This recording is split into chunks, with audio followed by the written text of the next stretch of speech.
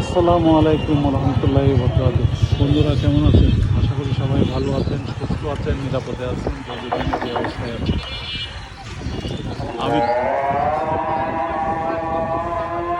আমি আছি এখন রাজশাহী মুকদম মুকদম দরগা শরীফ।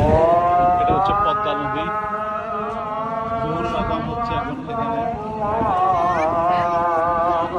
সুন্দর পরিবেশ, খুব ঠান্ডা। أشهد أن لا إله إلا الله أشهد أن لا إله إلا الله